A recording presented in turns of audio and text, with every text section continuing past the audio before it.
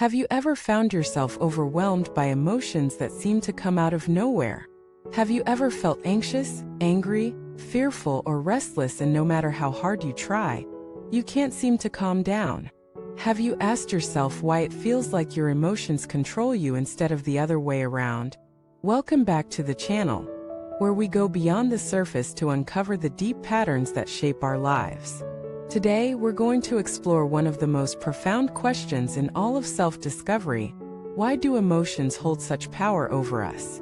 And what does it mean when spiritual teachings say that the problem is not the emotion itself but the I that experiences it? Let us start by reframing the issue. Most people believe that emotions are problems to fix. They want to get rid of anxiety, eliminate sadness, destroy anger. They treat these inner states like enemies to be conquered. But what if the emotions aren't the real problem? What if the issue lies deeper? What if the reason you suffer so intensely isn't because emotions are too strong but because the sense of I that clings to them is too rigid? Let us go deeper. When something upsets you, what do you say? I am angry. I am sad. I am scared. Notice that tiny word, I am. With those two words, you don't just acknowledge the feeling, you become it. You don't just feel anger, you are anger. You don't just notice fear, you are fear. You collapse your entire identity into the emotion. And in doing so, you trap yourself. But hear us the truth that changes everything. You are not your emotions. You are not your thoughts.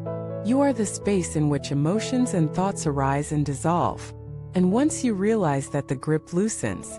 Because now, instead of I am angry, you say anger is arising. Instead of I am anxious, you say anxiety is passing through. It's a subtle shift, but it changes everything. Because now, you're not fused with the emotion. You're observing it. You've moved from identification to awareness. And awareness is where freedom begins. Let us bring this into daily life. Imagine someone criticizes you.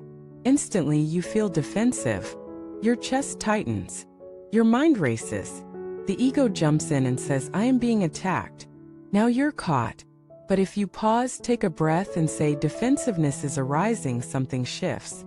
You're no longer the emotion, you're the witness. You're no longer reacting, you're responding. This is not suppression. This is expansion.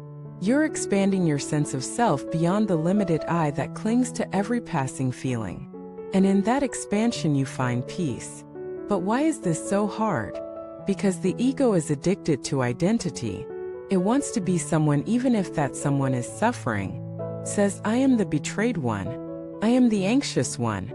I am the one who always gets hurt. These identities become familiar, comfortable even in pain. But they are not true.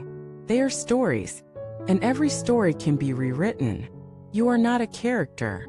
You are the author. And when you step out of the I that clings, you enter a new reality. Let us talk about restlessness. So many people today live in a state of constant agitation. They can't sit still, can't enjoy silence, can't just be. They're always checking, scrolling, talking, moving. Why? Because being still means facing what's inside. And what's inside is often the I they're running from. An I built on shame, guilt, fear, regret. An I that says, I must be doing something to have value. But that I is an illusion. You don't need to do to be. You don't need to prove to exist. You don't need to chase to matter. When you drop the I, you drop the story. And what's left is presence. And presence is peaceful. Not because emotions disappear, but because you no longer drown in them. You become the ocean, not the wave. You become the sky, not the cloud. You become the awareness, not the thought. So the next time you feel overwhelmed, ask yourself, who is feeling this? Can I find the I that is angry, afraid, ashamed? Or is it just a pattern of thought passing through consciousness? This is the beginning of true inquiry. Not fixing yourself, but seeing through the illusion that you were ever broken. Not escaping emotion, but embracing it without being consumed. Not avoiding life, but meeting it fully, without filters, without masks, without the need to be anything other than awareness itself. And in that space you find what every seeker longs for: stillness. clarity, freedom. Not because life becomes perfect, but because you stop clinging to the one who needs it to be. Thank you for being here, for daring to look deeper, for walking this path of awakening. If this message touched you, share your experience in the comments. Let us grow together one layer of illusion at a time. Like this video if it brought you peace. Subscribe for more wisdom to support your journey. And hit the bell so you don't miss what's coming next. Thank you for watching this video.